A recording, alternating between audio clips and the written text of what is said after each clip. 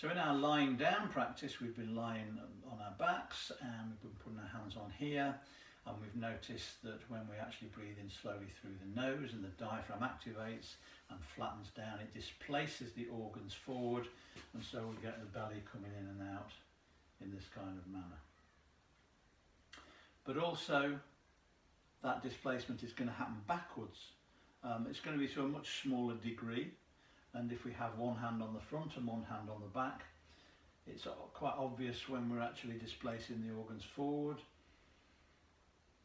And if we really focus in our attention, we might start to feel a little bit of movement happening at the back, so this movement starts to happen here. But we also get displacement downwards, and so what we want to be able to feel eventually is if we have the hand lower on the pelvis, just above the pubic bone here, that as we breathe in, we also start to get some movement of the hand away from the body. You probably won't feel it much at the back, it does happen, but it's very subtle. What we're trying to feel is this sense of the hand being pushed away in this area below the waist. And this can be helped by releasing the pelvic floor. So as we breathe in, diaphragm comes down, the organs get displaced forward, backwards, but also downwards. And if we can release the pelvic floor as we breathe in, we can start to get a really full breath, which is very beneficial because it's massaging all the organs in the abdominal cavity as we take each breath. So how do we know when the pelvic floor is relaxed? Again, the best way to do it is to tighten it up, release it, and then push a little bit, just as we would in that moment just before we were going to go to the toilet. So this is the way we can actually feel how that's happening.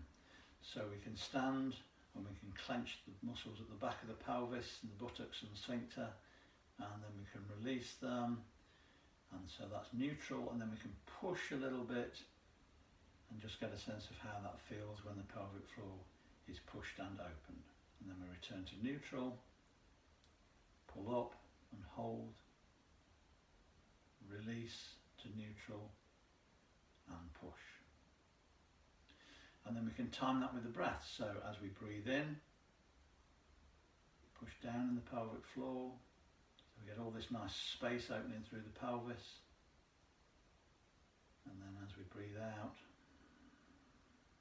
just let the pelvic floor come back to neutral. Breathing in, pushing the pelvic floor.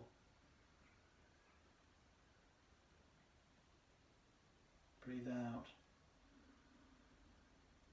Just let the pelvic floor come back up to neutral. So just as we've activated the diaphragm, and we're making this stronger by practice, we're also activating the pelvic floor to keep that area healthy as well.